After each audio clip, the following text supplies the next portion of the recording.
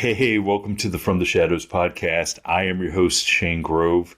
And before we get started on this week's episode, I just want to remind everybody that if you want to check out all things From the Shadows podcast, head to our website, fromtheshadowspodcast.com. There's links to all of our social media. You can go check out all the cool stuff that our social media queen Nita puts up there. Interact with the other members. See what kind of nonsense and craziness is going on. You can find our store. It's probably not too late to get a Ozark Howler t-shirt for Christmas for your loved one. The ones you really care about, that's the one that needs the Ozark Howler t-shirt. Anyway, and you can go to our contact button. Contact button lets you send an email to me, especially if you've got something you want to share, pictures, video, a story, or if you want to come on to the show and share it with our listeners. Get a hold of me that way, or you can find me at Shane Grove, author on Instagram, and send me a message there, wherever works. I'll find it sooner or later, hopefully sooner than later.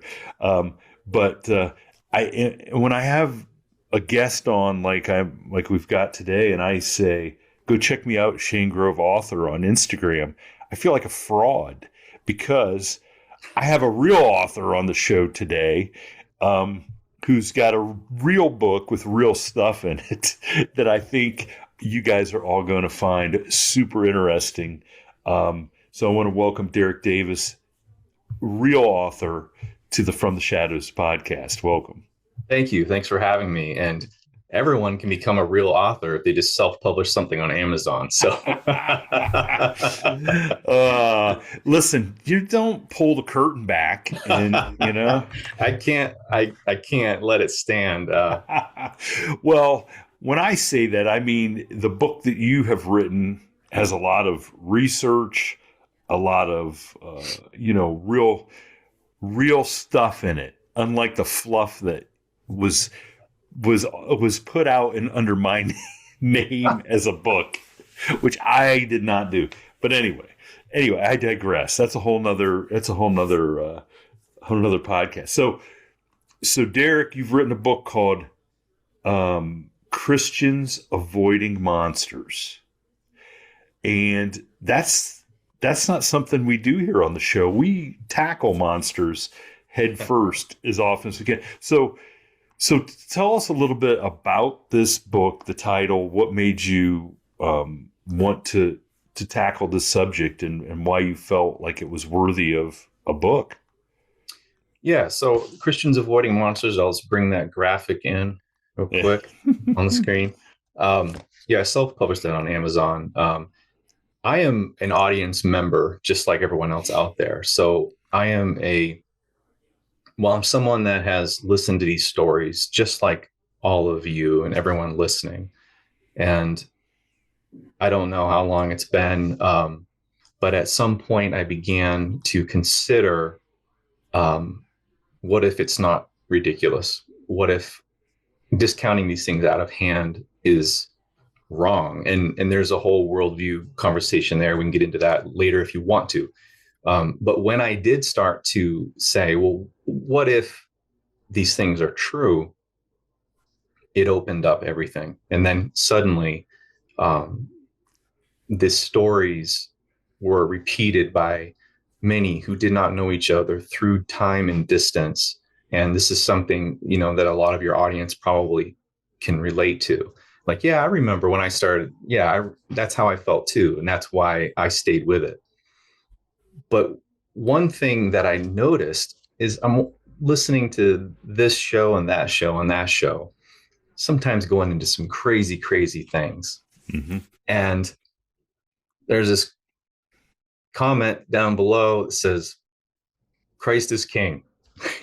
Or you need to rebuke that in the name of Jesus Christ and things like that. And I'm like, what? So I am a Christian, and for the most part, I amen most of that stuff, but I was not expecting to see so much of it. I was not expecting to see so much of it. And I see it everywhere on lots of different kinds of shows. And, ones that the the hosts have nothing to do with religion, don't want to touch it. You're brave, by the way, to have me on and talk about this, because religion. Maybe in a moment we can talk about politics too. No, just kidding. So Trump, no. Uh, so as a Christian, I thought, a lot of there is a lot of silence in Christendom and evangelicalism, and yet there's kind of like all these Christians out here that are searching for the answers. They're listening to things. Maybe they had an experience, or maybe they're like me and just have become convicted. Wow, these things are true, and much, much more. Um, I like to say, and I I like to say that Bigfoot is a gateway drug, and I'm aware that the blurry creature guys say that, but I swear they stole it from me. I just can't prove it, because I did largely come in on that particular cryptid, and just the thread, man, keeps going as you're pulling. Mm-hmm. So I thought, okay, how do we look at these things? Once I realized, whoa, there's really something here. How do I look at it as a Christian through this lens? And I could clearly see there was a ton of people online who were kind of trying to do the same thing. And not to jump ahead too much, but one of the things I say in the book is that when you have a TV program like Ancient Aliens, right? Mm. And what are they, like 20, 30 seasons in, and they're just still going strong. And I make the point in the book. Well, for one thing, they have a lot of content to go on, because the UFO world as just a whole thing unto itself. There's so much there to talk about. But what they're doing is they're spending a lot of time interpreting it and positing theories and statements and positions with their worldviews. And they may be new age, that might be more atheistic, it might be even some skewing more occultic, but they're offering positions, theories, and statements based upon those views. And so one of the reasons I wrote this book is because I'm saying, if Christians with the the staunch conviction that all people are sinners and we need Jesus Christ as a savior to save us from our sins, those are pretty ultimate answers. But most would consider those some of the most ultimate things of life and eternity and what comes after life. Okay, but what about all this stuff that's going on and these massive amounts of events and accounts by people? What do we do about that? And why is there such a lack of teaching and positions from a Christian perspective? And I know that some are doing it, some are doing that now, but it's few and far between. And I would really like to see it in more mainstream Christendom, evangelicalism, where people are not so afraid to touch it and give it serious attention and work. Because some of the circles I run in, I lean more towards what's called Reformed evangelicalism. It's kind of like Reformed Presbyterianism. That's just kind of my stripe. These people, some of the smartest people I've ever met, and well-read, well-learned. We need to have that kind of dedication and that kind of effort put into some of these things that are going on in the shadows. As I say in my book, outside the lights of the church parking lot. Well, it's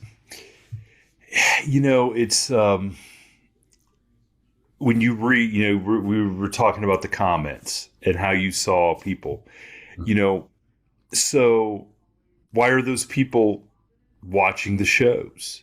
Are they watching the shows because they feel like everything we're talking about, when I talk to somebody who has a Dogman, Bigfoot, whatever experience, are they talking because they want to be there to show them the light, okay, and tell them, like you said, rebuke that in the name of the Lord? And so I don't think that's the case all the time. You know what I'm saying? I think these are people who, like you said, have a strong Christian belief system. And some of this stuff, because it doesn't get talked about, they're kind of in this middle place of, well, because it doesn't specifically talk about these things in the Bible, and my church leaders aren't necessarily, providing pamphlets on you and your Bigfoot, you Bigfoot and God. Okay. Like, where are they supposed to go for answers? And I think a lot of them are looking for answers, but then they do hear some stuff that from their own beliefs are like totally taboo. Like, I don't, oh, that's evil. That's the devil. That is demonic. Don't talk about that. You're messing in the wrong, with the wrong thing. But I do think that there's a lot of people who go to church every Sunday, put money in the offering plate, live a good life, that see a ghost, have a UFO experience, have an experience like this, and they don't know where to put it because it doesn't necessarily go. And the funny thing is the church that we go to, our pastor, he's a guy I've known since I was a kid, and he's a member of the community. His family are farmers and stuff, but he will send me stuff on Bigfoot every now and then. Okay, because he's he's open to it to talk. Like, he's not going to get up and preach about it at church. Yeah, but he will talk about it. Well, he pulled me aside one time, and there's a guy in our church who, if you just said, take a look in the congregation, who do you think here has a paranormal story? And I'd have never guessed this guy had he's a veteran. He's a grandfather. He's very stoic. He's, one of the I would say one of the elder statesmen of the church. He has a crazy story about when he was in the military and he was at a weather observation post that's so similar to the story of the Walking with the Tall Whites story. I don't know if you're familiar with that story of out in New Mexico. I think it was in Mexico. There's a documentary on this physicist, this famous physicist who there was they had interactions out there at these weather stations with this tall white alien. Okay. This guy has the same story. He was out there at about the same time and knows nothing about this other guy. He didn't know anything about this other guy's story. Yeah. He just had the same thing. And I'm like, what? And it's like, how? Like, I would have never guessed it, but it's not like we talk about it in church. But the pastor took me aside and said, man, you probably need to talk to him. He'd be a good guest to have on the show. And it's like, totally blew me away, because church was the last place I thought I would talk to somebody. But, and the whole alien thing, like, I'm still searching for answers on how that reconciles with just Christianity as a whole, because, and I think there's a lot of discussions probably to be had on that front. And but yeah, so I'm right there with you, that I wonder why it always makes me wonder why the people, and believe me, I want them watching the show and commenting on what they feel or what they've experienced and stuff too. But it always makes me wonder, like, a lot of times I feel like they're chastising the people for coming forward. And I'm like, why are you watching to get mad at somebody, or are you watching to try to help somebody, bring them into the quote unquote, the light, So that's kind of, when we were talking about that's kind of the stuff that I think when I see some of these comments.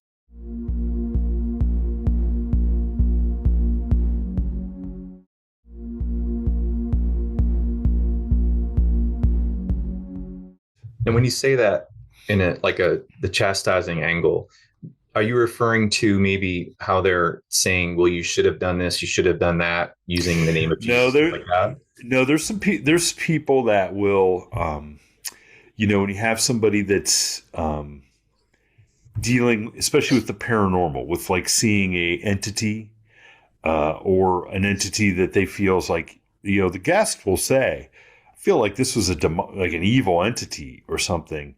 And the people you can hear them yelling as they're typing, like, you should have done this, or you should know that and it's like, Okay.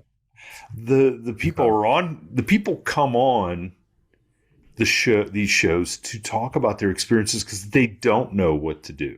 Yeah. And I feel like there's a better way for people to Sure. get to convey, Yeah.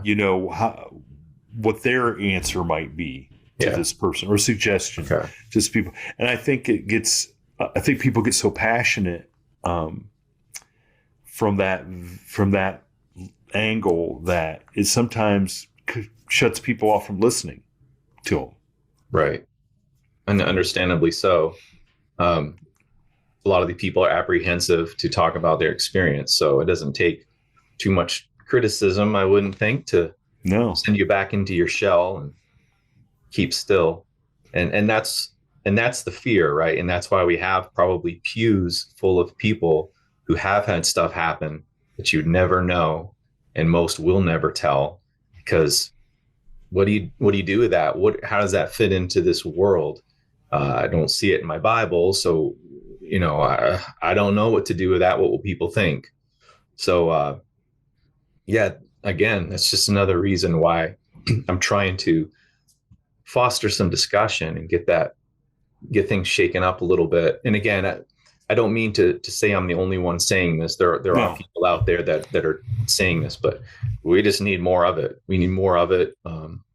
And I don't know, there's such a stigma, right? We just need to pull this into more normalcy and have serious conversations where things are not joked about. So, I'm doing a book, and I'm nobody with no social media following. Okay. Nothing. And so, you put a book out there, it's kind of just great. And no one will ever see it. There's trillions of books. And so, some of my friends know that I wrote a book, and they were kind enough. Oh, cool. I'll check it out. And they bought it. And I'm telling you, like, a couple, these are dear, dear friends, but a couple of them, I say, hey, thanks for buying it. Do you, hey, leave a review on Amazon if you don't mind, just leave an honest review. And more than two have said, yeah, I just I wonder what my username is on Amazon. Because identifying information, right? And these are great, great people who I love, but there's that fear, that stigma, like, I don't, and at this stage, I don't blame them, but we just need to pull this into the realm of we have these whistleblowers coming before Congress, the United States of America, for crying out loud. People flying the most expensive assets that the most powerful nation on the planet is providing to them. And, they're talking about things that they know are not man-made. And these are ridiculous things that are being alleged. And yet everybody just goes about their business. Nothing changes. Nobody cared. Nobody cared. And who is living in the real world and who is living in La La Land? Because a lot of times we who are talking about Bigfoot are like, come on, we got bills to pay. We gotta pick up that order at the grocery store, and the kids need to get to XYZ. Okay, and those things are good and right. As I say in the book, I'm not for all monsters all the time. Like, we have to live life. Yeah. But at some point, who is the ones with their head in the sand? This stuff going on just with the UFO flap in Congress. How much more real can you get than that? These are serious matters. No, I mean, I think you can see, I have some friends in the business who everything's a conspiracy. And I'm like the things that we think are a conspiracy are so ridiculous. Sometimes I want to say, listen, that there you couldn't get two people from that branch of whatever to get together to be able to screw in a light bulb, let alone pull off this this conspiracy. Yeah. I think people put too much faith or distrust in the quote unquote government to think that they can. I think when it comes to like this, the UFO stuff, I think there's just certain small factions inside the government that know stuff that want some of it to get out. People in Congress don't know anything. No. They'll come out and tell you, like, we can't get answers, and so it's the same with, like the people with Dogman and Bigfoot and all the other stuff. There's a lot of people think the government's behind all this stuff. And I gotta be honest, I think the government's just as clueless as everybody else about some of it. Now, they may have an idea of where these things come from, but that doesn't mean they know what they are. You know what I'm saying? I think they're trying to play catch up, the same as everybody else. And but so when it comes to the Bible, how does the Bible answer some of these questions that people may have about cryptids, for instance, like from your research and from what you can tell? So I like analogies, and so I'll just start with one. So we'll just I'll paint a picture. We'll pretend like think of a movie scene, and we start it all black, right? And we fade in from black. Okay, so you see nothing, silence, blackness, and as you start to come to, you hear like a crackle of a radio in your ear, like a communication. You're just starting to come to. Suddenly you find yourself, you're in a spacesuit and you're floating and apparently spinning in outer space, afloat. You start to recognize there's people yelling at you in your ear on the radio. If you would, your ship is nearby, it's lost all power. Can you see it? Can you see it? And you say, what? It's just blackness, very faint stars, very far away. They're saying, look, you have enough of your little rocket booster in your suit to get to the ship, but not to fly around. You have to go for your ship. It's lost power, but you can turn it back on. You need to get back, and you're spinning. They're like, you are floating away. You've got to do it now. And you're just kind of groggy, and you're saying, oh, where? And they said, you probably can't see it. It's lost all power. No, I can't see it. And they try to tell you where it is because they've got a lock on you and a lock on your ship, and they can see it, but you can't. You're spinning. How do they tell you which direction it is? They can't say north or south or east or west. They can't say it's behind you. Well, no, it's to your left. Well, no, you're just spinning. You're hurtling through space. There's no point of reference there. There's no point of reference. There's no framework. Well, all people necessarily have a framework or a worldview. And I'm big on worldviews, and I touch on that a little bit in the book just for the sake of making making a foundation.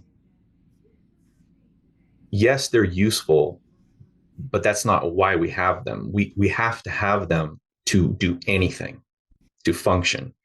So a framework might be true or it might be false, but everyone uses them, some, or a conglomeration. So the Christian worldview, and I would say pretty boldly, and we don't have to take the time to go into it, but most Westerners pretty much have this Christian worldview. As Francis Schaeffer called it, it's kind of a Christian memory, this Westerners have from all of the principles of what is man, what is possible, impossible, all of these things that are basically scripturally revealed. So we have that, and either explicitly or kind of generally. So I have a Christian worldview. In the Bible, the word, the God has revealed himself through this revelation, tells us who he is, what man is, the point of things, yada, yada, yada. So I use that framework to try to understand everything. Now, when you get to cryptids and paranormal, you quickly realize not everything is in the Bible. Not everything is in the Bible. So now you're faced with, okay, what can I extrapolate? What is consistent with what we do know? And can I extrapolate that out a ways? So for every show and every little encounter I hear, I'm constantly running it through that framework, just like everyone is through their framework. Mm-hmm. I might be just slightly more committed to scripture because I'm a Christian and that's what I'm consciously doing. I'm not saying I'm better than anyone. I'm just saying that's my thing. That's that's how I see the world.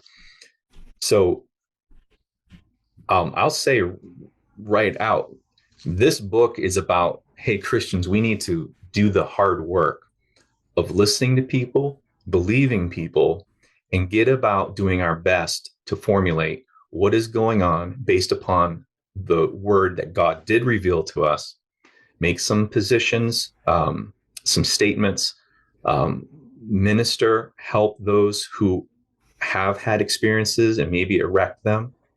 Let's at least A, believe them, B, have empathy, come alongside them, and do our best to have some positions. So the what everything is, according to the Bible, that is a bit off. That is a bit a ways off. And I have some guesses on some things, but a lot I don't know. And that's where I want to get to. Men who are better and smarter than me, men and women who are committed to this framework, committed to scripture, to go about navigating all these. And as I've said, there are some people doing this.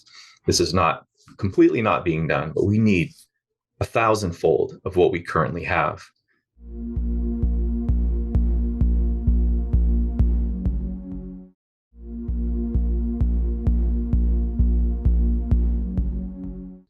For cryptids, I'll just jump into some of the meat of it. I'm a Genesis 6 guy, about the fallen angels procreating with human women. I believe that is how that passage reads. I am by no means an expert on Genesis 6, but I do believe that is what is being described there. And not only that, and their children, the Nephilim, were giants, but whether or not you want to get into extra biblical books, no matter what you think of Enoch, there are many indications that there was a lot of weird mixing going on, perhaps genetic manipulation and all of that. So then here down the line, we have creatures like Dogman and Sasquatch who are totally physical until they're not. Yeah. I just say, until something better comes along, this seems like kind of a slam dunk that these are the creations of the Nephilim. They're not Nephilim, but they are a result of them screwing around with God's creation. So anyways, there you go. That's my position on those. That's my best theory anyway. Well, yeah, I mean, and I can't, what do I know? You know what I'm saying? I mean, all I hear is people's accounts, and people, there's people that go down, that have these experiences, and they need to know, they need answers. And they research every aspect of, anything they can find to try to find answers, because there is no, like I said, there is no pamphlet that gets handed out. Me, God, Bigfoot, and you. Right. and the whole thing with you saying, we need to believe this, people, what people are saying, I'm in that camp too, because I got to believe that most people that come to me with an experience to share have experienced something. Okay. Now, is it 100% what they say or what they remember? Who knows? It's not for me to decide, but it also is not for me to call somebody a liar, and just because I don't have a framework that something necessarily fits into doesn't mean it doesn't, I mean, I don't know anything about physics, but there's people that can figure out the math behind certain physics formulas and show proof of it. And just because I don't have a way to digest it to where I can understand it doesn't mean it's not true, right. And so yeah, I do think that that's a great first step, is listening to people and trying to get to know what it is they're talking about, what it was they're feeling or experiencing, and making them feel comfortable. Because I gotta be honest, if everybody that had an experience that was considered paranormal would come forward and share it, it'd be overwhelming. It would. And it would radically transform the landscape of this whole topic. Yeah, it would. It's just like that, like we're talking about the guy in church. Well, I'll bet you that half the people in church have had something happen to them that they might not feel comfortable talking about. Yep. And, my wife people wouldn't, and she's had some couple ghosts, experiences, but that wouldn't be the first thing she'd talk about. People would never know. They'd be like, right. You're very level-headed. You're the one married to the kooky guy that talks to the people. But she herself is like, don't talk too much about ghost stuff because it might come to the house. But she's in church every Sunday, and she's a believer and reads her devotional stuff but you would not think that she'd be one to say, oh yeah, I've let me tell you about this ghost story I had. And but yeah, I think the real amount of people that have had experiences, if they would sit down and tell them, it'd be undeniable. People would not be able to joke about Bigfoot and Dogmeat. It wouldn't be able to joke about it, because you'd have to really scratch your head and say, okay, what is going on? This is, there's something not being taught in our history books. You know what I'm saying? Yeah. Well, and here's a trifecta that I like to refer to. If someone's saying, well, yeah, maybe all that stuff, but one day we'll know, because we can't see the unseen world, and who's to say? I would say, okay, here's 3 things to do a little homework on.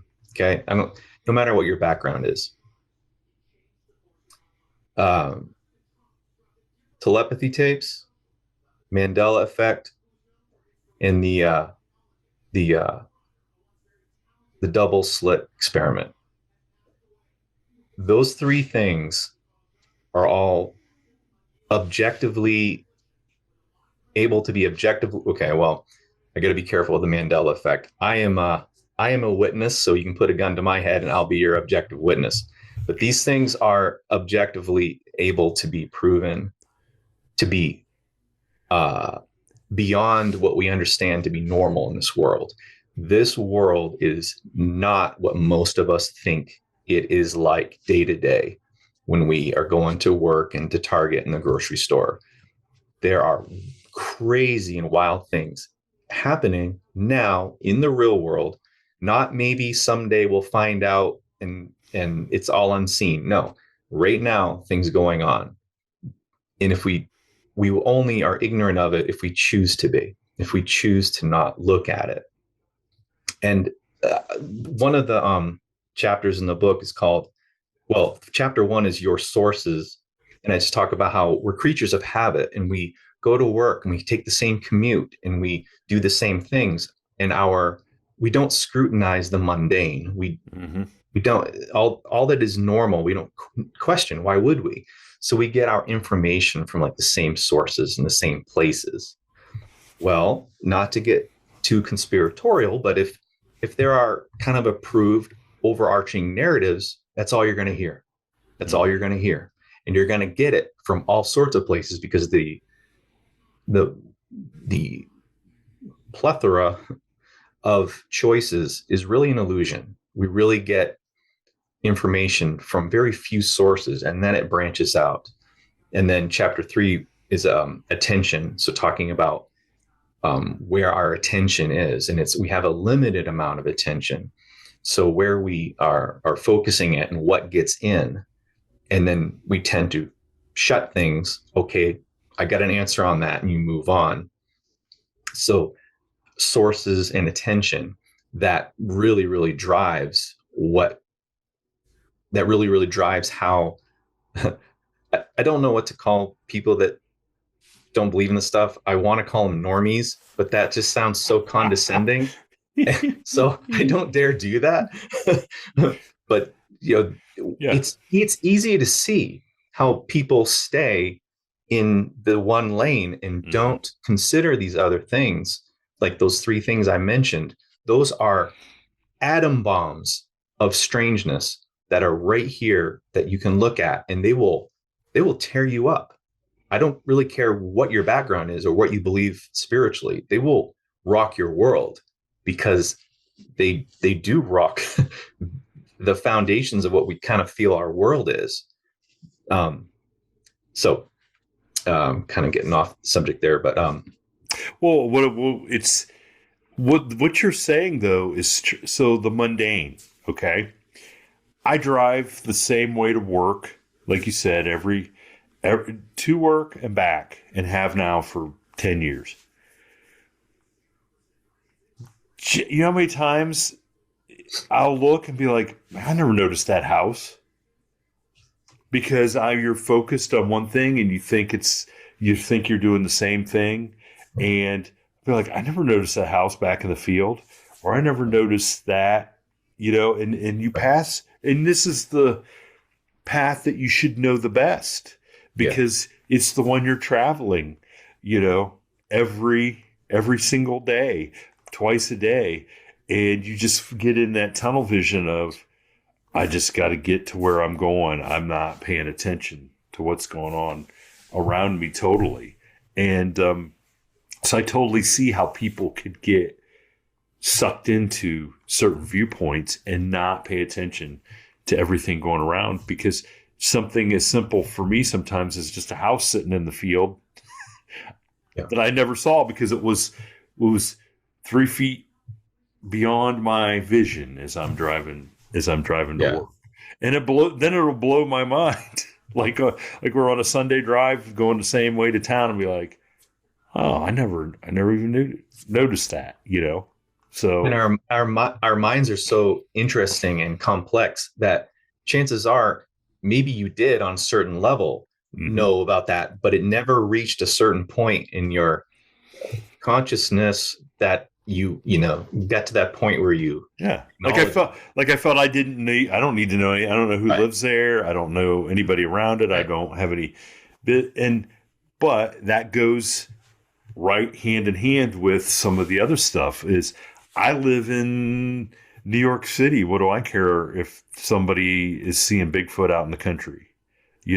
That's not in my, I'm just worried about not getting mugged going down the street.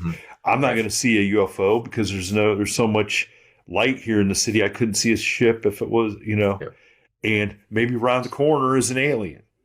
You know what I'm saying? Kind of like the Men in Black thing, where all those people are in the neighborhoods aliens, and people just didn't notice them. And I wouldn't even get started on the post office. But no, I totally get what you're saying there, as it relates to even just everyday mundane things, like And my wife would, I hate to mention her again, but she'd be like, "You don't notice anything. I have had that decoration on the, on the, you didn't notice that? You didn't Yeah. notice Yeah. Yeah. Then there's the whole husband thing, or man thing. There's your second book. It's another level. I don't know. There's your second book. I would rather touch on the paranormal stuff than men's husband's shortcomings. Oh boy.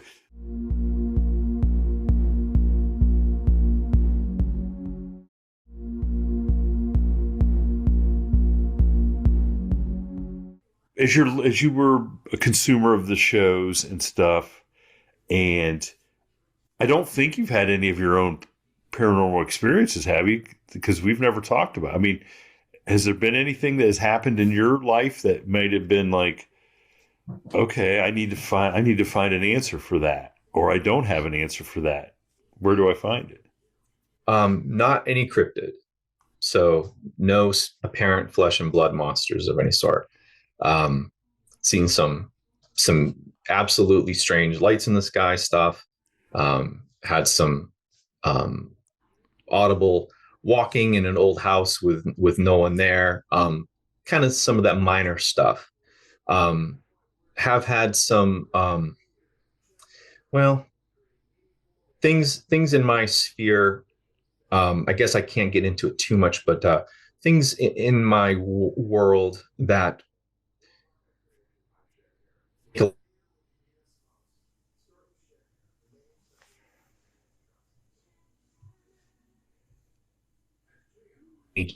question. Maybe there's more categories than I was aware of. Things are a little strange. And then mostly it was with my worldview stuff, actually, kind of this boring, some people consider it to be, you know, philosophy and stuff. I don't really consider it boring philosophical stuff because we use it every day, every minute of every day. So it was really my interest in the worldview matters that put me into this stuff, because at one point I heard some story somewhere, and as I was discounting it immediately, I kind of called myself out and said, why am I doing that? Do I have a good reason for that? Because I want a good reason for everything that I believe. And I did not have a good reason for discounting it out of hand. So that's kind of where a lot of it started for me. But that's interesting. So is there anything specific that how would I say? Is there any specific cryptid wise that you like? What would you like to see proven without a shadow of a doubt? And how do you think that would go? Like, how do you think that is for everybody? Like, for the people that are sitting there in the comments and saying, "Oh, that doesn't exist," or "That doesn't exist." Like, what do you think? Because to me, that's the biggest irony when we're talking about the Christianity, because it's such it's a belief. You have to have a belief in this. It's not like you can go out and, there's not video of some of this stuff. There's not pictures of some of the stuff. It's a belief. It's a belief and that's how people live their lives, based on their beliefs. So which I don't understand why it makes them so hard to believe in other things. So what would it take then to make a believer in one thing, a knower, and because people would say, I'm not just a believer in God, I'm a knower. I know because of this experience or that experience that they attribute to, their Christian faith. right. Yeah.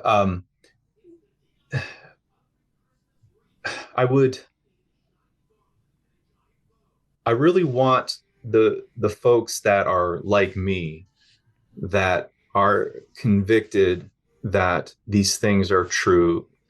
99% of these witnesses are telling the truth. I really want folks to, in kindness and grace, try to make an appeal in their little sphere. In their, we all have our little sphere of influence. That's really what I would like to see. I think that the harshness and the meanness and all that is ridiculous, and just keeps these subjects down. And just like it's known that in the UFO communities, for example, they had disinformation people put in, like in the Mirage Men documentary. What's that guy's name? Richard Doty, would go in and insert false info. He could keep a tab on what these groups knew, as well as direct them as he wanted to with his fake info. We don't know at what level those go. And I know that's a bit conspiratorial to say, but we just need to be careful that we're not being inflamed by those that just want us to eat ourselves and just have infighting and not get anywhere. So I would say I don't have if I could have, everybody kind of see what I see about a certain cryptid, I don't really think of it like that. I really just want folks to just take a deep breath, have some grace, and appeal in a reasonable way. This is why I believe these things, and these are the reasons. And that's really the thing behind this book, because I don't want to come out wild-eyed and be like, I believe now. I've seen it. Yeah, I'm a Christian. I love God and Bigfoot because I believe in both now. Okay, well, what are you going to believe next? That's not how it is. It's not just someone who's just deciding to take on everything. But we want to have good reasons for what we believe. And so in the book, I listed these things in the chapters. I went through about seven reasons that decent, well-meaning people might just shut it right off without it ever, doesn't even get started in their mind. And so I go through it, and then I don't browbeat anyone, because as it's been said, I don't want to win the debate. I want to win the person. And I really want everyone to come at it that way and not get upset with, maybe not 10, 15 years ago, I didn't believe most any of this. And I was one of those people. And so if you'd been ugly with me, that just would have cemented my view that many more years, because I would want no part of it. Right. We know how that feels. So I would just encourage people to take a reasoned approach. They don't have to read my book, but be familiar with the typical reasons that well-meaning, decent, normal people have of just shutting these things out, and appeal to them and talk those through. And we need to take these things seriously. And I'm going to step on some toes, but with all due respect, when we have like the world hide and seek champ Bigfoot t-shirts, and we go around, it's all about the merch, baby. It's the merch. That's right. That's the merch driving that.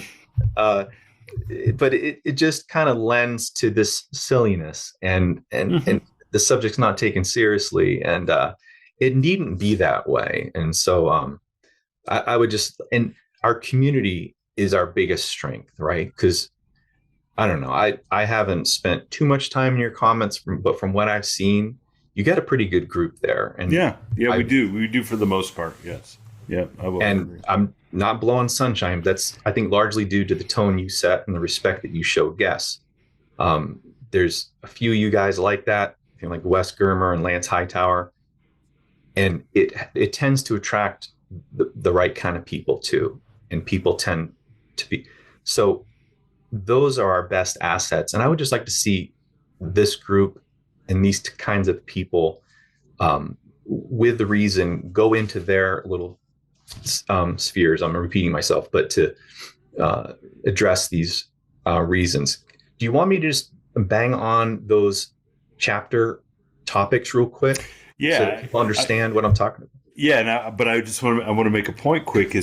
is so listening to you talk about how you want people to approach the subject and welcome people and have an open mind and stuff. If people didn't know we were talking about cryptids, you could have been describing people trying to bring people into Christianity. You know what I'm saying? Yeah. For the people that, there's people that are shut off and don't want to talk religion, but how do you get to people to Yeah. to talk about religion or be open or understand why somebody feels compelled to go to church and to give and to offer? You know what I'm saying? If you go back and listen to that and you put that twist on it, it's like, that's how I would see those people approach trying to bring somebody into coming to church or reading the Word of God or being saved. They would want to have compassion towards those people and show them, So it's all. So it was like, I'm like, are we? Boy, we could be talking about either or. So which is weird. And then also when you said like fighting amongst ourselves, I'm like, are we talking about politics again? So anyway, but it all rings true. Yeah, it's true on all of them. It all rings true. If just because you disagree with somebody doesn't mean you got to fight with them and hate them. Because most of it is words or thoughts or experiences that give you that viewpoint. It's not, here it is in stone. This is how it's supposed to. This is the right way or the wrong way.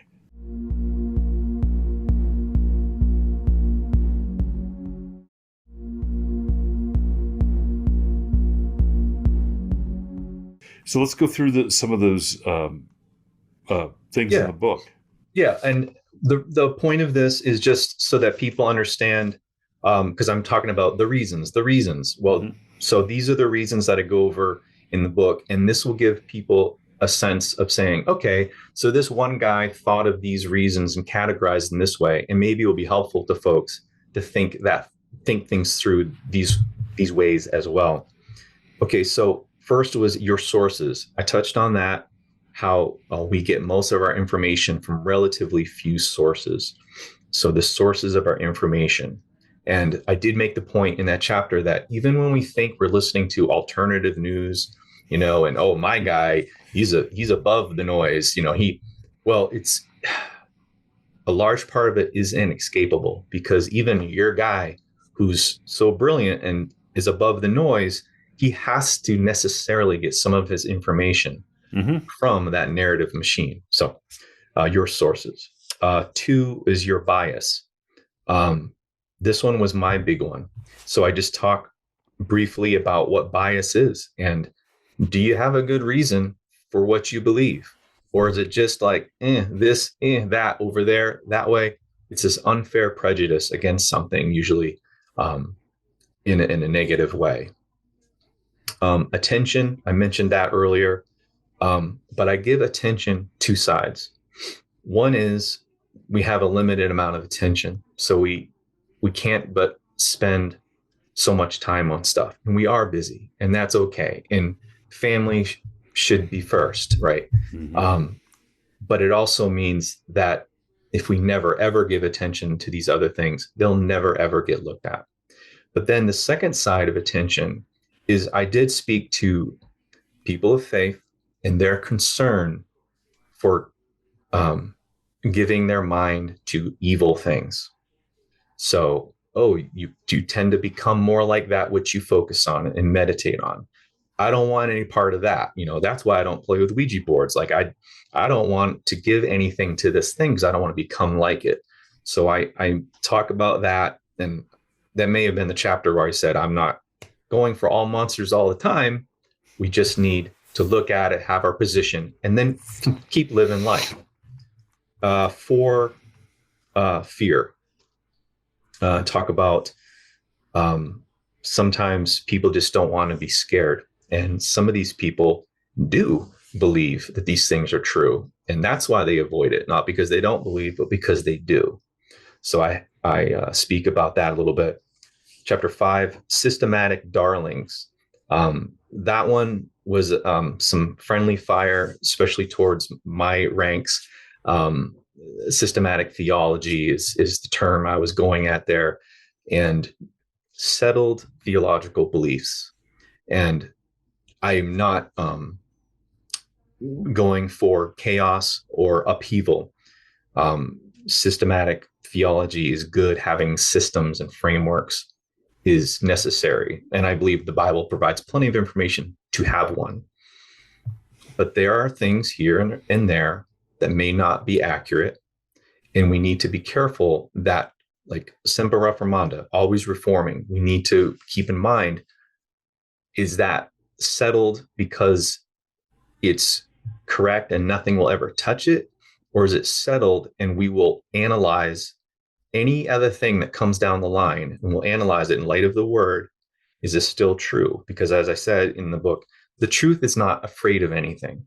So no pastor should be upset about what I've written or the questions that I'm asking, because what is true will stand at the end of the day. Mm-hmm. And then talk about a particular monster. And then the last reason is conspiracies. So I talk a little bit to folks. It's the juiciest, well, the second juiciest chapter, I guess. I do mention that there are conspiracies among us. There is great deception in the world. That stuff is happening, and I list some that were once considered conspiracies that are all found out to be true. Do not discount something because it sounds like a conspiracy. That's a mistake. And I give some examples of great reasons why you should not do that by listing things that turned out to be true. So those are the reasons I give in the book. Throughout the book, I talk a lot about monsters. I talk a lot about a particular story, actually not too far from you, the Akron, Ohio reservoir story that actually Lance Hightower and Wes Germer both had the Ohio Cousins on their program for an attack that was done in a reservoir in 2017. And I go into that story quite a bit in the book. And I use it to highlight a lot of these chapters, and then also for the conspiracy one. And I spent a chapter called People, Places, and Things, where I talk about people in this space, places in the world that are interesting, and things. I just kind of go boom, boom, boom over some very, very high level, over Dogman, Bigfoot, apparitions, shadow men, and alien, to spend some time on that. In the last chapter, and we can talk about this or we don't have to, it's called The Worst Monster. This is a chapter about man. Yes, a particular practice of man. Yeah. In that I get into a satanic ritual abuse and the mind fracturing and the DID stuff. Everything from MK Ultra through to human trafficking, and all of that. It's quite dark, and I do have a warning on that chapter. And I say, that doesn't really fit with a book on Bigfoot and stuff. Well, as a Christian, I brought it out because I do believe that these things are from the same side, and this is massive army of the adversary. And so there are creatures, and then there are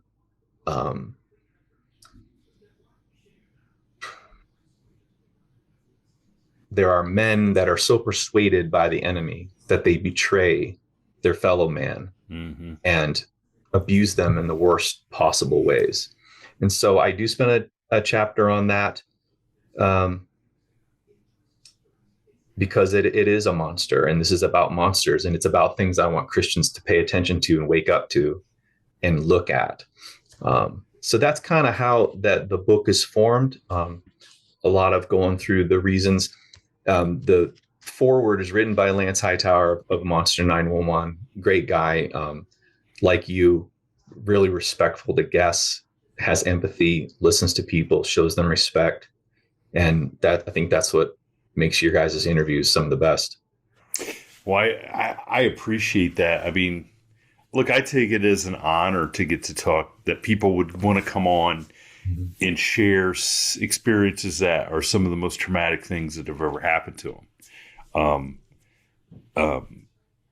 for whatever the reason is, and I just I don't know any other way to approach them. Mm. I'm not here to tell anybody what they should believe or what they shouldn't believe, or if what happened isn't. Now, I will tell people that I don't see anything in their pictures, but I'm just trying to save. I'm trying to protect. I try to protect a lot of the guests that do send pictures, because I understand that they saw something when they took the picture, but it doesn't always translate. And I go back to the most evil thing in your book is man with a keyboard commenting on things that they don't necessarily see or believe. And I don't want people to regret coming forward and talk. And the ironic thing about, that part about man being, evil and going against, is if you talk to anybody who's an outdoors person, who hunts or hikes or camps, and they've had a Bigfoot or even whatever cryptid experience out there, they'll tell you the scariest thing they've ever run into is somebody another person, who's not supposed to be to be out there. So what kind of metaphor is that? No, I wish there was a lot more open. I mean, like I said, we're trying to do our part. And create these places for people to be safe and have these dialogues and talk about stuff and search for answers. Because a lot of times people come on and they'll be like, man, I hope that somebody hears my story and reaches out to you reach out to, wants me to connect them because there are people that just are afraid to talk about it, but they're waiting to hear somebody else have the same experience. Right. Absolutely.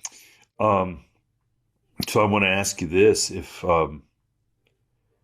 if you could learn firsthand through an experience that a cryptid was real, which one would you be interested in becoming a knower of?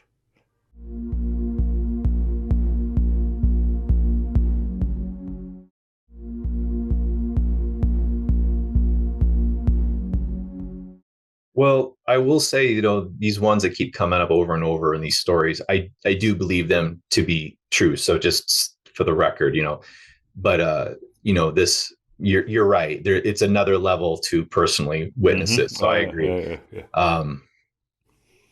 I mean, man, I don't want to see most of them. I don't want any part of Dogman. And there are these persistent stories and video of these rakes, these crawlers. They terrify me. I don't know what that is. And but now I will say a couple podcasters that they've talked to hundreds and thousands of eyewitnesses. The one he really thinks that those are what 200 years ago would have been referred to as ghouls, and whatever a ghoul is, but they were they were thought of as, I believe, creatures that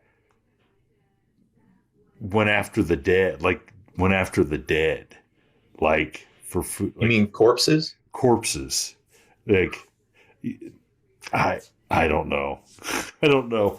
And his thought is we see them now here because the corpses are so full of chemicals from the embalming fluid that they don't want the corpses. They're looking for something else to.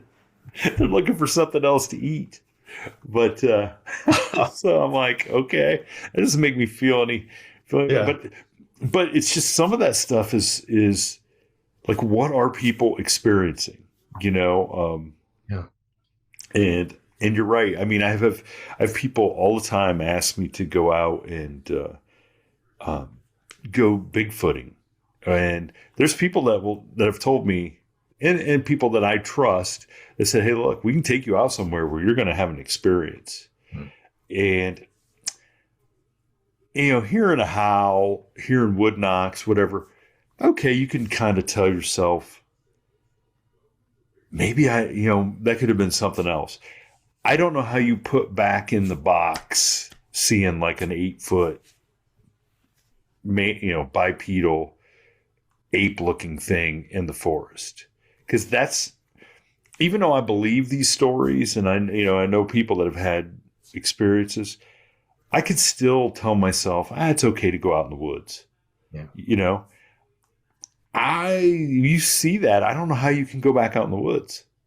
Yeah. My hat's off to people who have these experiences and can keep living their life, normal. Right. Absolutely. I mean, it's, you're not prepared for that sort of thing. Yeah. There's nothing to prepare you. Can I ask you a quick question? Yeah. You can cut this out if you want to, but so I saw you in the werewolf documentary. Oh yeah. Yeah. American Werewolves. American Werewolf. Okay. So I saw you in that quite a while ago. And I don't know if it was in that, but if you could help clear this up in my mind, you were sitting, maybe it wasn't in that documentary, but maybe another thing. You were sitting with the guy who tells a story when he was a kid. Yeah, when we were kids, he's a judge. He's a judge where we live. And the whole pool and the friends watching the Playboy channel and stuff. Oh yeah. Okay, but you weren't involved in that story. I was, so basically that was so we were I think he was going into his senior year. I was going into my junior year of high school. He's a year older than me. His name's Shane. My name's Shane. He's who I started the podcast with. And we call him the judge because we're both Shane and he's the judge. He's the municipal court judge here. And that was something that happened when we were in high school. And the next night, we were all together. Like I was telling you before, we were all all the guys playing basketball. We were all in a garage down the road from where his experience took place, playing poker. And he told the story like, he's like, guys, this is what happened last night. He did not tell us that he saw something. Okay. Because he knew, like, we'd just be like, whatever, dude. And so, yeah, it was like, and like I said, we all live in the same area. He and I have kids the same age. And we coach basketball and stuff together now. And I remember that I'm out on the mail route and he calls me up and he goes, I figured out what I saw that night. And now I know exactly what night he's talking about because we had talked about it, but never. And I'm like, what do you mean you saw? And he's like, well, this is what I saw. And he described it. And it was because he was reading a Linda Gottfried book. Okay. Much, looking for answers. And so he told me, and so my first thing was, so let me get this straight. You saw a 6-foot dog-headed creature step out of the corn. And the next night you let us all sit out in our buddy's garage, like a mile down the road and play cards. And he's like, well, yeah, what would you get? I'm like, thanks a lot, buddy. And, but from that point, he was like, look, he goes, I got to tell this story. He goes, I got to tell people what I saw. And his belief is, I'm a judge. I got to be reelected every 6 years. People have a certain amount of trust in me. And he goes, I feel like I need to tell the story. And his brother is the other judge He's the common police. So I was like, don't you dare go tell anybody. He's like, I got to do it. He goes, I feel that people need to be able to come forward and tell their experience. If I'm not afraid, I don't think anybody else should be afraid. His belief is I have a lot to lose, and I'm not afraid to lose it because this is the truth. And that's so we started doing it together. He doesn't come on as much as he before. We used to do it all together for hundreds of episodes, but it's just our schedules now. But yeah, that's kind of how that's how we've started it, because we wanted people to, based on his experience. Yeah. That's courageous, especially someone in his position. And yeah, I'll just do an appeal to your audience, everyone listening. If you had something happen, call Shane, talk to him. He'll get back to you. He'll listen. He'll believe you, because these stories, this sharing gives our, I don't want to say community, I don't know what to call it, but it gives us the power, because the secrecy, whether it's self-imposed or, if you want to get into conspiratorial things of oppression, the secrecy helps to keep the stigma, and it helps to keep the fear among everyone who hasn't come out and told their story yet. And there are people like me and so many others who are sitting at home, driving down the road, working out, washing dishes, and they're listening to these stories. And sure, they're entertaining, but we learn from them. And there's a lot of people that have empathy for you and will come alongside you, but we learn from these experiences. And the more that is shared, it just helps this so much, just to not be weird and not be strange and all of that. So yeah, I just want to encourage people to pick up that keyboard and email Shane and share. Yeah. 100% what Derek said. So before we go, let's tell everybody where they can find this book, because I think it's going to be super interesting for a lot of people to get a hold of and kind of see where they find themselves in this book. Yeah. So it's Christians Avoiding Monsters. It's on Amazon. So that's really I guess that's the only place. So it's on Amazon. And if you already are all totally on track with this stuff, I think you will enjoy it, because it'll help you to understand how to best relate with people in their journey. So I don't, as much as I'd like you all to just buy a book for your skeptic friend,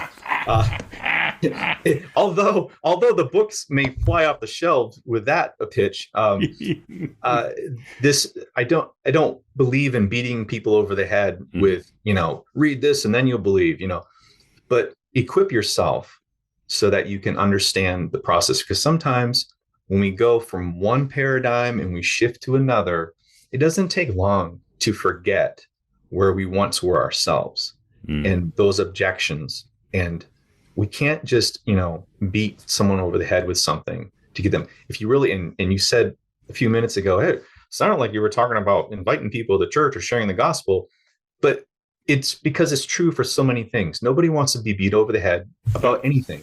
Everybody wants to be treated with respect and kindness and love. So do that for everything, folks. And when it comes to this, don't change anything. Do it with this too. So this book would be great. Hey, have it on your coffee table. Maybe a skeptical friend will pick it up and you'll have a great conversation starter. Well, I'm going to make sure Pastor Jay gets the link to this episode so he can listen to it. And Pastor Jay, I think you should buy this and have it at the church in the back for people just to maybe peruse around while they're in the before and after church. Just saying. Well, Derek, I appreciate you reaching out, and this was a great discussion. I hope everybody enjoyed it as much as I did. And there's always a lot to be learned to listen to other people's viewpoints and stuff. And I encourage everybody to go out there and get a copy. And let Derek know what you think, but only if it's nice. Don't give me any 1-star reviews. Give him 5-star reviews. No, give me an honest review. May I give my website? Yeah, and we'll put a link. We'll put it in the description for every that goes out to everywhere. So yep, and it's just another place to kind of see about it. dldavismedia.com, and there's also some info there about a short film I produced that's kind of the human trafficking stuff that I'm really, it's kind of heavy on my heart. Produce a little short film about that, so if anyone wants to check that out, they can see both at dldavismedia.com. Yeah, go check it out. I'm going to go check out. I did not see the short film, but I'll go check it out.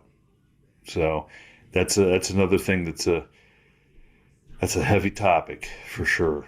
But I appreciate you coming on and sharing the word. Thank you, Shane, for having me. It was a great time. I appreciate it. Pleasure is all mine. Thank you for tuning in to this week's episode of the From the Shadows podcast. Until next time, never shy away from the darkness or what may be lurking in the shadows. We are out.